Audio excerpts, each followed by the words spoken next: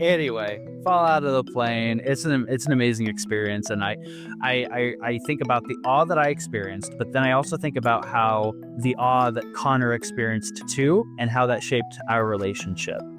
You're listening to Mentor Moments, where we talk about all things counseling, technology, education, and career development. I am Braden Wooters, and I'm joined by my co-host, Dr. Michael Keener. Grab a seat, and let's get started. Welcome back to another episode of Mentor Moments. My name is Braden Wooters. And I'm Mike Keener. Welcome. Glad you could join us. Before we hit record, Dr. Keener was cleaning up his desk, cleaning up his office space. I wanted him to keep it like disheveled so that, it looks like you're very deep into your sabbatical and very deep into your research. Like you've just got papers everywhere. Yes. Well, I don't know. Is it a clean desk, clean mind, or scattered desk, scattered mind? I don't know. Or a little of both.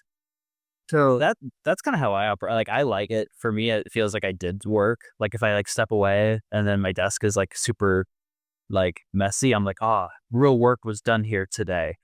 But I haven't had a dirty desk in a little bit.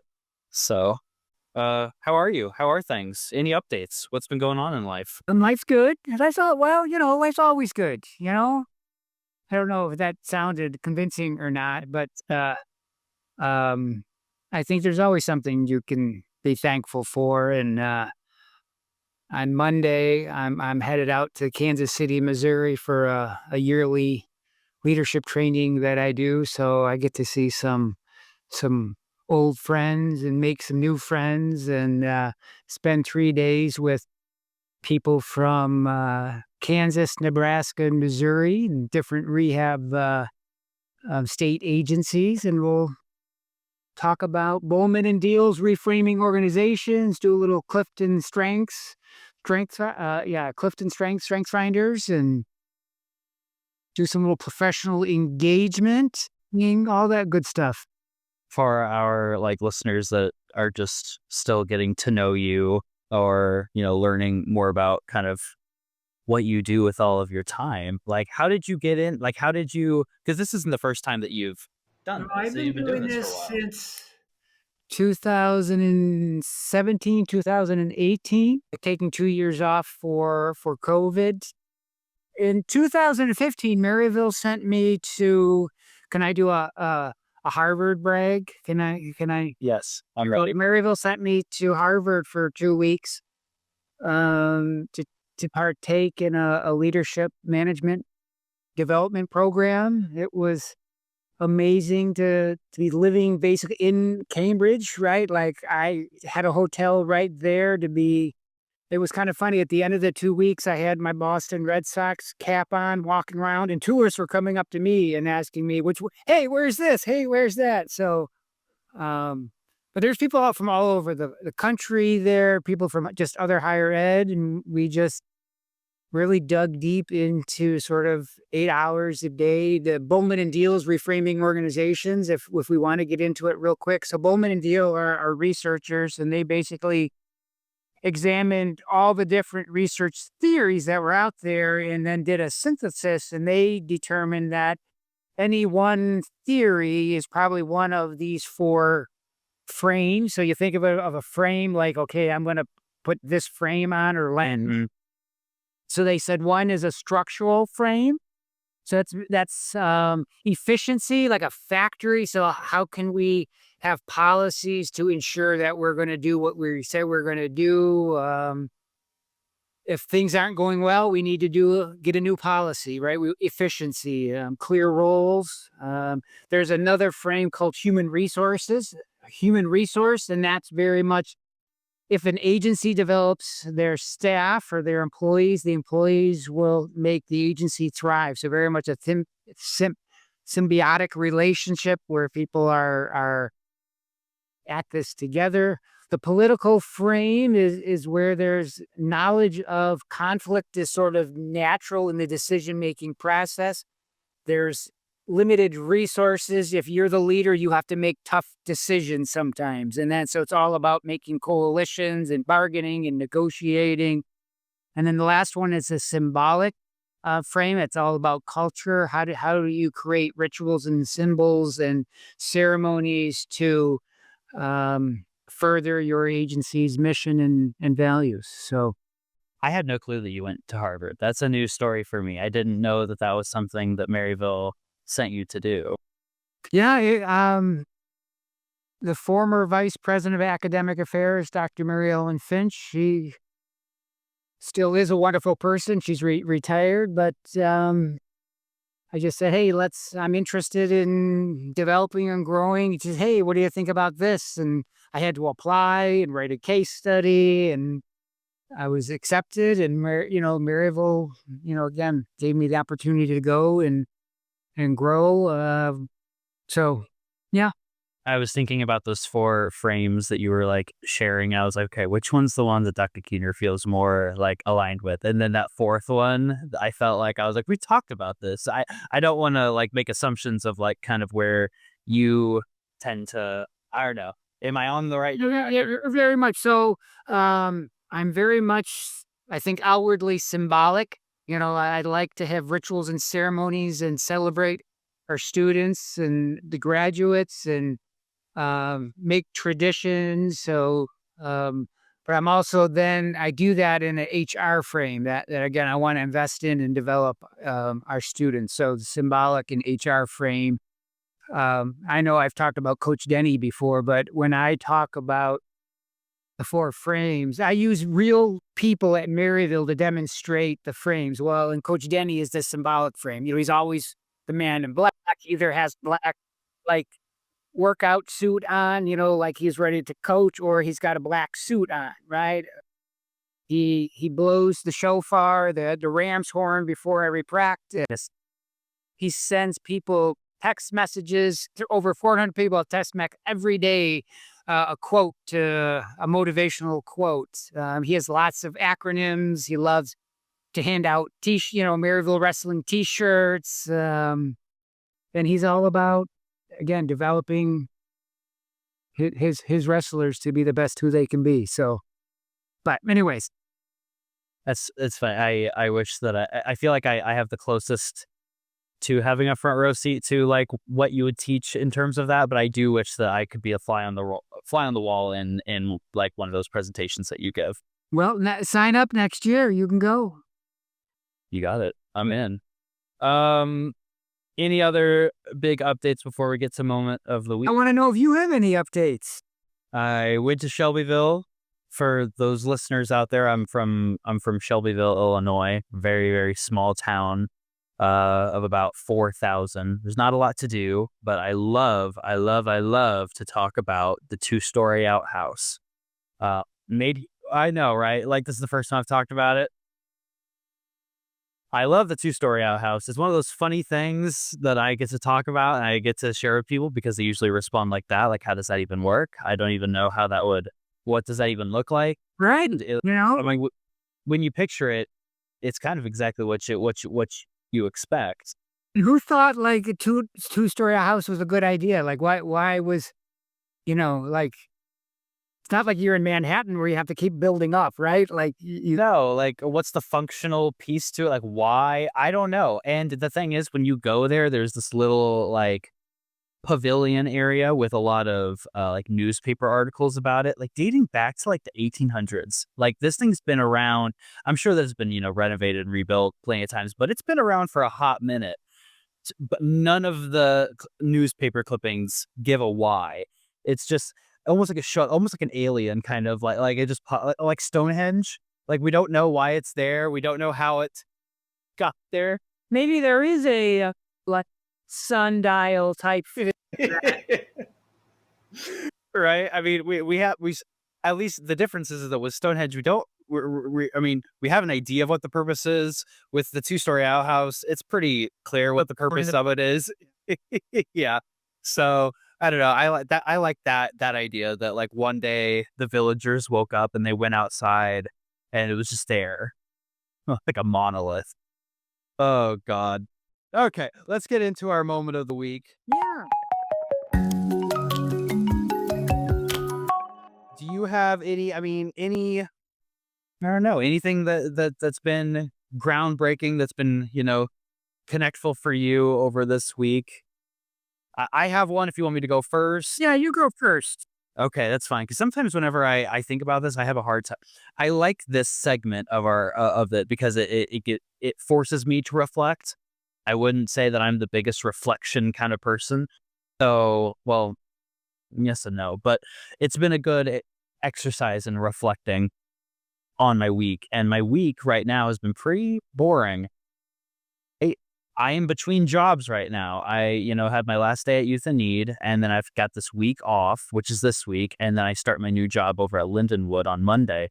So I've been sitting here, and it's funny. I go through this pattern where I will like get super burnt out, and I'll say that I need like, oh, I would really love a long vacation, and then I get a vacation like this. It's like a week, and I don't know what to do with myself. And I say, and it's that kind of difference between like rest versus restlessness.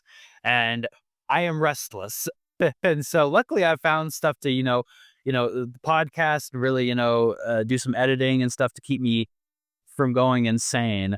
But it's just, I miss working. I miss having my routine. So that's been my moment of the week, is just rest versus restlessness, and how I'm on the deep end of Yeah, well, restlessness. keep on that, I guess I would say. Keep thinking about that because obviously we need to do what works for us. I often attend these, wellness or work, professional work well-being, and we talk about life-work balance. And I always feel like I'm on the outside because, as you know, I go to work 7 days a week, but I'm the tortoise. I'm slow and steady. I might not be, on the weekends here 8 hours, or maybe sometimes during the week, not 8 hours. But to me, like when you said routine, that was kicked in. I like to have that consistent routine. I get up, have my coffee, work out, Anytime. not with the Yep. wife a little bit, get some work done. It just makes me feel productive. And at the end of the day is sort of when I'm shutting down, I guess, so it's not like I'm constantly on. But anyways, that just works for me. And I guess I just want you to find what works for you. Yeah.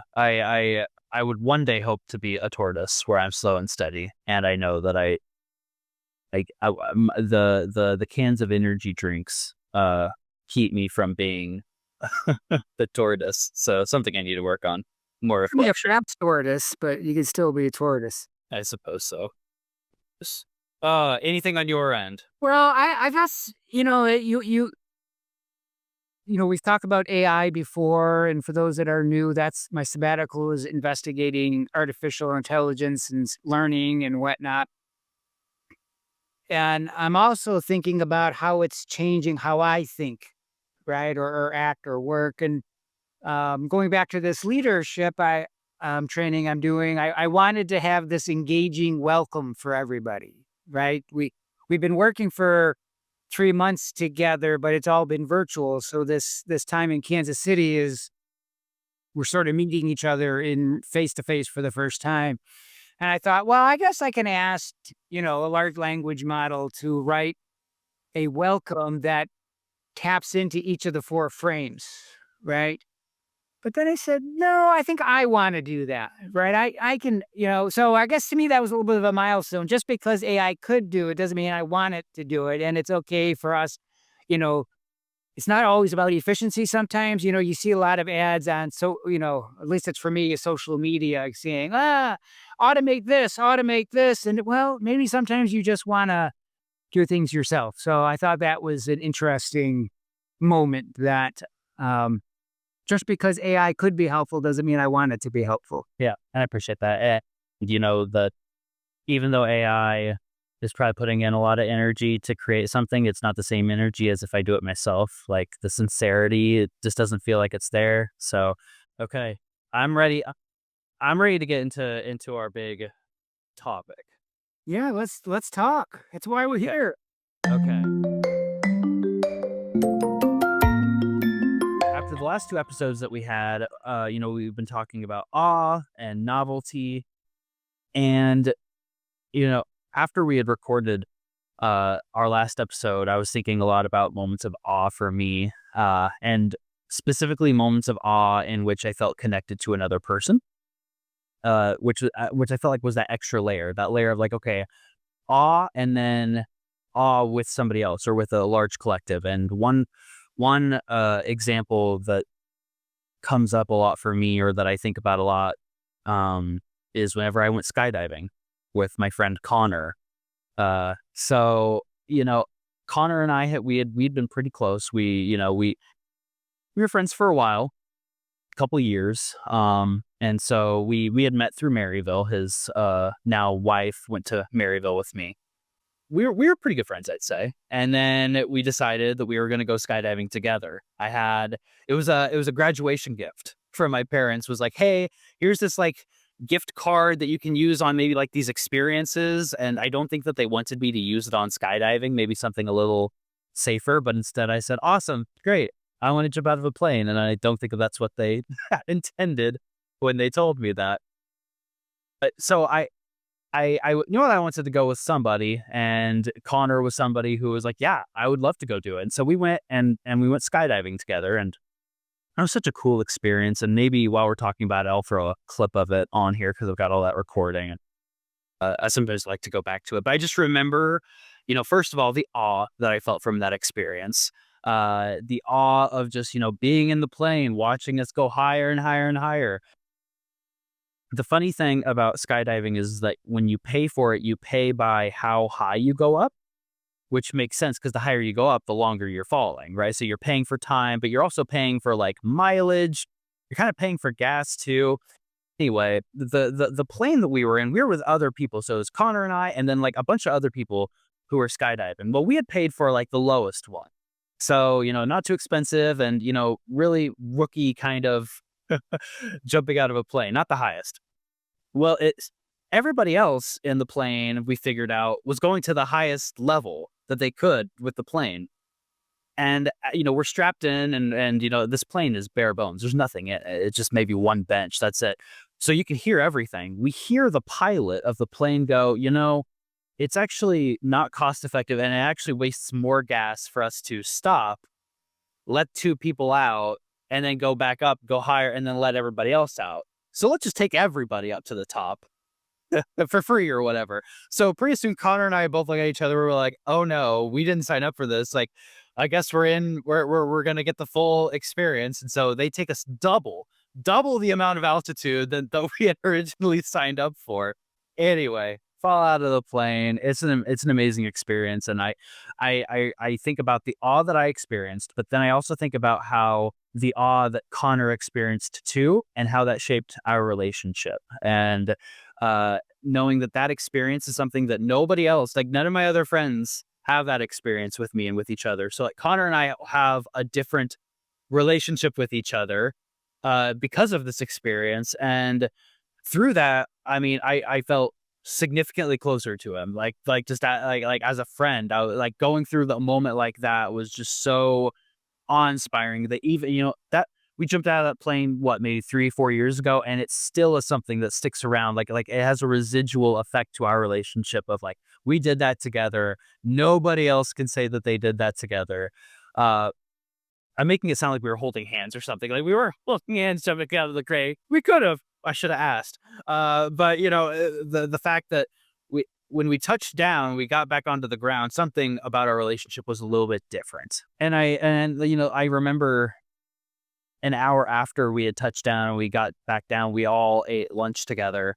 And like we were just laughing, like we would like eat a burger and like look over at each other from across the table and just laugh. And like we wouldn't say a word, but like we both knew that like that was just a huge experience. So that's where it all started. That's where my brain started thinking about like awe and how we share it and how that reinforces like relationships and community. I'm going to pause. I want to get your thoughts on everything that I just shared from that story and if anything is resonating with you. Well, there's always something resonating, but what I've been thinking about are these things that you just allowed me to sort of in, right?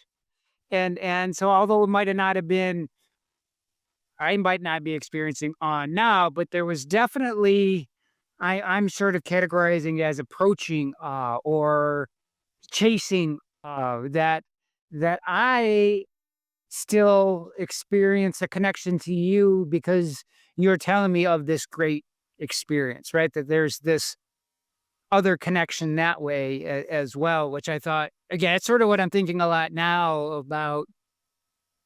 Since we've talked about all, I'm trying to notice it a lot more.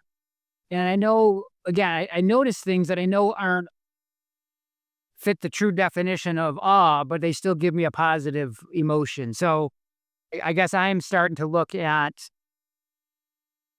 I guess, the other benefits of chasing awe, I guess. And so, and then I think about, oh, well, what about the opposite? So let's say that we both, hit the ground, after skydiving, and it's such a huge experience for me. I'm like, oh my gosh, that was amazing. And Connor is just like, eh.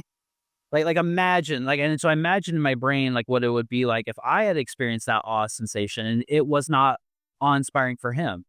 And while the experience, like, it doesn't take away my awe, our relationship wouldn't have been as close. Like we wouldn't have been able to share that feeling, that almost contagious feeling of awe with each other. And so our relationship wouldn't have kind of progressed the way that I feel like it had if if maybe he hadn't experienced awe from that moment. Maybe it was just pure terror and something else.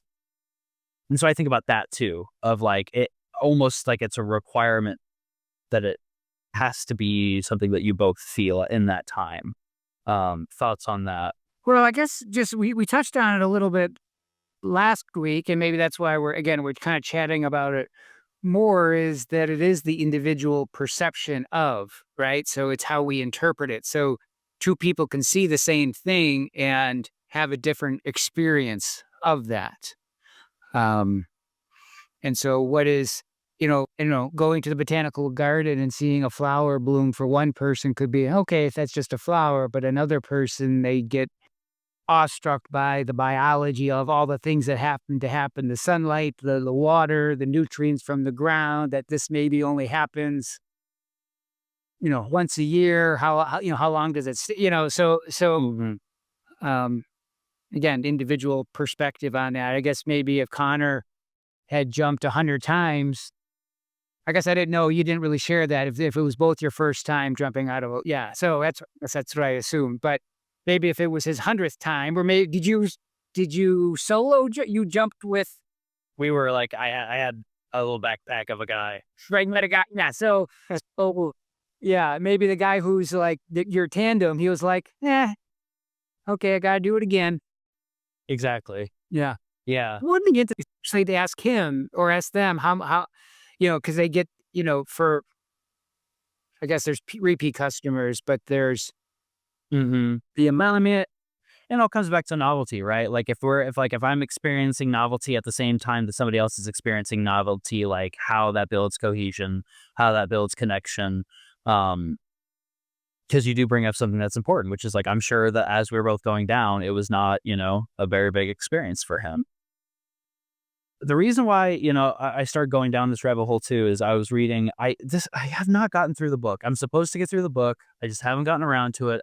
I'm supposed to get through The Anxious Generation. Sorry. Well, aren't you on break this week? You could be reading the book. Oh, actually, that's on my reading list too. So maybe we can I'm chat gonna give it to about it. you. Well, I'll just give you the book because I just can't seem to get through it. But I'm just hitting a dry spell, I think, in my reading. But I was trying to get back into it and read The Anxious Generation. And there's a segment that talks a lot about rituals and rituals being in part of culture as people develop in life. And especially young people, like the rituals that come whenever you reach adulthood. And essentially where that chapter ended was talking about how today there's rituals are very rare nowadays, and they're almost always concentrated towards religious practices, bar mitzvah, bat mitzvah, quinceañeras. What is it in church? Not communion. information, man. Confirmation, yes, confirmation of like you are now an adult. And outside of those spaces, there aren't really those that exist. And the the experiences of rituals that they were sharing in the book was a lot of like group and group experiences of like almost awe experiences that I was thinking in my brain. Like some of them are like singing, some of them are like, like village wide experiences. And it got me thinking about ritualistic behavior and group norms and cohesion and where awe fits into that. And if awe can help continue building group cohesion and also the decline in rituals that we have now. I just said a lot there. What are your thoughts? Well, it made me think about what rituals maybe I had as a youth. And I don't know if I had rituals because, well, maybe now they're memories, right? Like I remember, I guess this isn't a ritual, but I don't know, maybe it is. When you're younger, grammar school, middle school, maybe how much you love summer vacation and the things you did on summer. Maybe there were certain things like, I don't know, or maybe it's holidays too with those rituals or traditions, fireworks and, or just the traditions around being growing up Catholic Christmas, Christmas Eve, Christmas, that type of thing, family things. Um, Well, growing up where I did, it was hunting. It yeah, was you going and you scroll through Facebook. On my Facebook, you're going to see a bunch of like 10-year-olds holding up their first deer that they shot, and that is like a seminal moment for them of like you are now different, and but that in itself is like a ritualistic behavior as well that I've noticed. well, then I guess ritualistic and even milestones. I guess again thinking about um, summer break. I don't know, 2 or 3 weeks ago, my wife and I went back to Buffalo, and I connected with my friend who I've known almost 50 years now, who lived across the street from us. And so maybe this is where I'm thinking of the summer because we sort of lived on a busy street. There wasn't little houses. So it was just, for the most part, he and I, right? And we'd go ride bikes or play in his yard, play in my yard, play, sports, football, basketball. He's the one that got me into wrestling. But I guess like a milestone, if this was like how far we rode our bikes away from home, right? Or I don't know, maybe we got our first dirt bikes and we went, I don't know, running on the trail. So again, I don't know if those are really, I guess those aren't rituals because those are one-time things. But when you mentioned, getting your first buck, it made me think of those things. And so, you know, the way that I gotta go through my notes. Let me make sure that I have everything. So, and this is, I feel like I've heard you say this term, but maybe I'm wrong. But like it's not modern research, I suppose, but this coined phrase of collective effervescence. Yeah, I from the same, really the place you did from reading about awe that Mm. there's this, again, experiencing awe when you're with a group of people going to again, a concert or a musical. I guess that's still a concert, like a theatrical show, um, graduations, sporting events. And so I guess like because where my brain goes with all of this is how can a therapist, how do I put this into words? If a lot of therapy and counseling is based on relationship, right? Let's say it's just me and my client, right? The way in which they can build their relationship with me, like will directly affect probably the focus or the outcomes of their therapy and if they start to feel better. And then I think about, how jumping out of a plane really kind of fast and having that awe experience with Connor really fast tracked my relationship with him to like strengthen that cohesion. I then think about, okay, as a therapist, how can I, now obviously I don't want to take my client and throw them out of a plane with me, but how can I as a therapist, as a clinician, right? Maybe Well, I mean, they have equine therapy. Maybe there's like parachute therapy. I mean, and so that's kind of where my brain goes. Whereas like how can like clinicians utilize like a shared feeling of awe maybe in session with a client to fast track rapport building. yeah. Well, That's where my brain goes. and I guess you just saying that, it made me think of group counseling and how we want to reproduce the social microcosm here, working in the here and now in here. Like, and you said relationships too. So how is that? when a group is highly functioning, can the highly functioningness of the group become an awe experience? Like if there's this collective effervescence and we're all working towards a goal, maybe there's a, whether it's everybody hitting a milestone or somebody's really happy for one or two people creating. So I think there is. And again, I wonder if going back to your other comment of about relationships and whether it has to be you, but maybe you are working with your client on having a better relationship with society as a whole, again, thinking about all being reducing the a small self perspective that we kind of talked about in the notes that maybe you're in a big group of people, but you take the step back, right? And or maybe you take the step back and can look at the stars. But to me, that's still, I guess, a relationship with, right, society. Maybe it's a relationship with yourself as well, with others. So I think there are ways that, giving those types of homework assignments, if you will, um, noticing those times you're feeling connected, maybe, right? Yeah. I feel closer to my clients whenever like real world experiences typically happen, like a tornado drill, and we have to leave the office. Like, okay, like, and it's not maybe awe, but like it is a very here and now experience. I don't know. Well, I was going to say maybe it might not be awe, but it is where it's take. We need to look out because a natural disaster is happening. So again, it's making us the small self. So making us have more of an outward focus versus an inward focus. So again, maybe that's also one of the benefits of the here and now, right? That we can sort of Hmm. shift that focus. And so whenever I think about like ritualistic behaviors and like group norms, I am reading this book, Anxious Generation, and a lot of it does talk about how, sense of community is like on an all-time low, essentially, and how each generation, since the 2010s has just continued to feel more isolated and less community and so I truly believe that those feelings of awe that can be experienced with somebody else or in a large community gathering are becoming less and less and less. And that's just what the stats tell us. That's what the statistics tell us. And then the second part of my brain is like, okay, then what then? What is the role as a mental health therapist or a clinician or just a counselor or even an educator in that piece of building more group ritualistic behaviors that don't have to involve, okay, you got to go to group therapy for you to experience these things.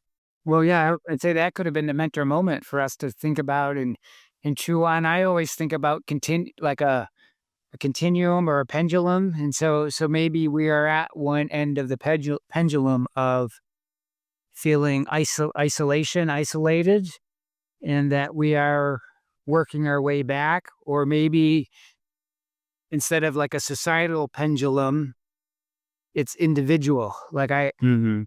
I was listening to the radio this morning while working out, and the DJs were sort of talking about their social media use. And is there a, I'm seeing more and more people sort of break away from it or use it less. And so maybe that's whether that was outwardly purposeful or not, but maybe again, that is what you're saying. Maybe those are ways they're trying to be more connected. I have a terrible habit. I don't know. Has nothing to do. Maybe this is more. Well, maybe it's social media. I have a terrible habit of falling asleep during the shows that we watch at night, right? And it's mildly annoying. So sometimes to stay awake, if I play on the phone, I can stay awake, but then you miss half the show. I'm trying to make it now a conscious effort to pay attention to the show and put down the phone and stay awake to be connected with my wife, right?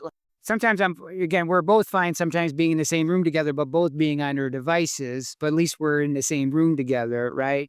But so again, not awe here, but just being connected. How I'm just wondering what shows you're watching. Well, we're watching True Detective right now. If we Oh, that's good.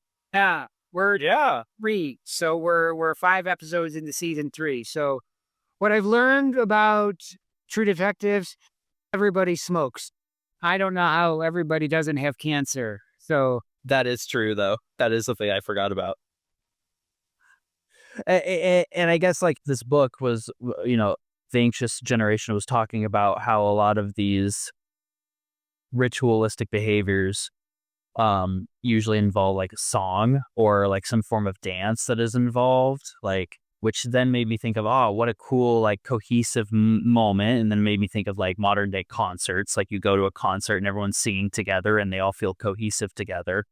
But then I also understand that for some people that going to a concert, it might be their only like their only avenue to experience that larger, cohesion of, either music, dance, or some form of cohesion that is, it doesn't even have to be music, but like some form of giant crowd, not giant crowd, some form of crowd cohesive movement that is like that.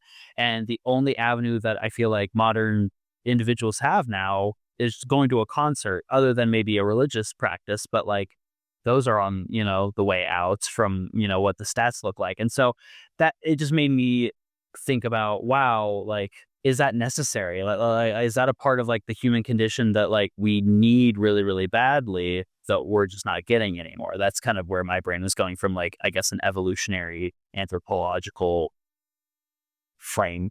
well, I was reading one article last week. It was more on novelty, but there was some researcher saying that similar to like Pavlov, Maslow, and the hierarchy needs, that novelty is one of those basic needs that we need. So I think, I mean, again, I don't know if all is needed, but I think we are social creatures. So there is that. Well, I guess I just often think about, I think I'm very social, but I also think, again, I'm okay being by myself. And that's easy to say that I'm married. So, like, I never have to be by myself for extended period of times to really feel lonely, if you will. So it's hard to really say I'm in both. But um, I think about maybe individuals who are in solitary confinement.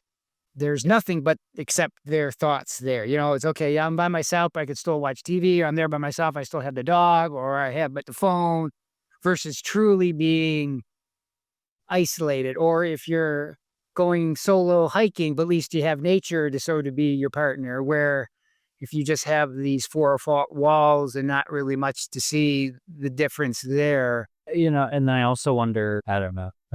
I think of like prison chapel or like prison church services. And I wonder how much of it is from a religious aspect of like you feel that spirituality of like you feel like you're fulfilling that need. And then I also wonder about like this might be the only place that you can be in a room full of people and sing together, regardless of the topic. So Well, I'm sure that's a piece of it there, right? There's situational whatever, like I'm interested now after you bring this up that on the evolutionary nature of how each of us go through our own pendulum swings, right? Like, how do we sort of get here? Then is it self-regulatory behavior that we can sort of adjust to make sure we're getting what we need? And maybe that's a milestone for these adolescents, right? The anxious generation is there's this awareness of how to self-regulate. Like, how do I, maybe I can't get all these connections through here, right? And I need to put it down and then yeah, different out. it's funny. There's a, the typical thing that I think I heard growing up, and I think a lot of people heard growing up, like in the phone generation, is like you'll hear like a parent or a grandparent say like, "Well, it's that damn phone," about like like maybe you're falling behind on like grades, or maybe you're not like doing your chores, and the typical thing that you'll hear is, "Well, it's always because of that damn phone." And then I was scrolling through social media, believe it or not, funny enough, ironic. And there was a video of somebody like, and the title of their like video was, "It really is that damn phone." And like it was talking about how, believe it or not, our parents and their parents are probably a little right, and that like it's time to kind of shake from that. So you are touching on something that I think is important, which is the pendulum is swinging. We see that with the dumb phones now. We see that with the timer apps. We see Yeah. that School systems now limiting. Missouri's going to be phone free in schools. That's wild. I wonder how they're going to do that. Then I wonder about, are we doing college students? Are we doing them a disservice whenever they do go to college and they do have access to their phones? Like, will that set them up for success or for failure? I don't know. It's too early to tell, but I wonder about that of like, hey, the law now here in Missouri is that you're not going to be able to have phones while you're here at school. And then, by the way, next year, you're going to have full access to all of that. And you're going to be able to have your phone in college. And I wonder if those college students will be sitting in class going, whoa, or if they'll have already or if they'll have no desire to be on their phone in college. It's maybe that's another pendulum for them.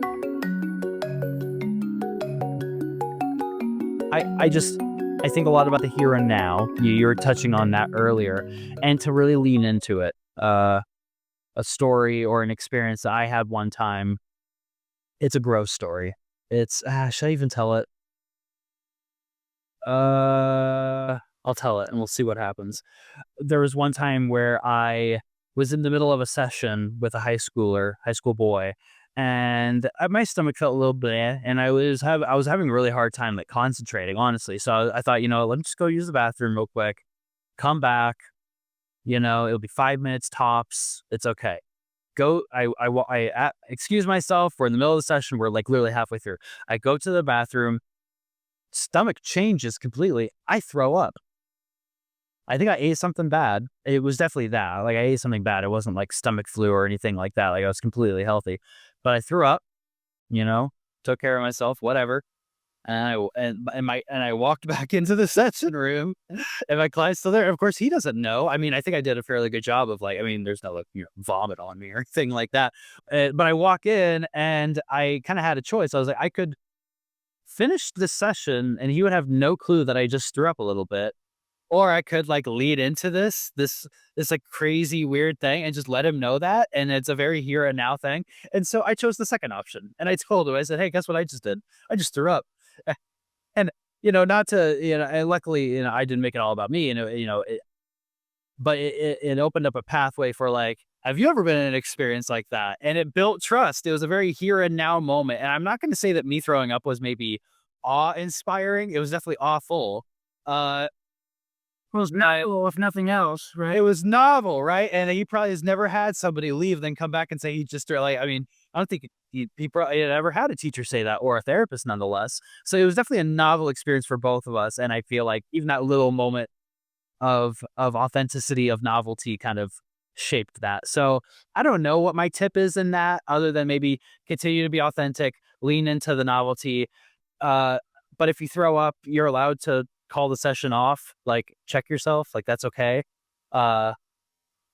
I think that's my counselor's corner. Well, I guess I would say similar to what I said in the session about self-regulation. If you're concerned about feeling disconnected or in isolation, try and put your phone down. Hard to do, especially if you're on TikTok. Again, it's automatic for me too. Like, oh, I need to check this, check that. Are there again? It's the solution focus. Small change leads to bigger change. All right, resource review. My resource review would be, the book that I've already been talking about today, which is The Anxious Generation by Jonathan Haidt. It's definitely not a new book. And I know at the very beginning, I was just saying how I'm having a hard time getting through it.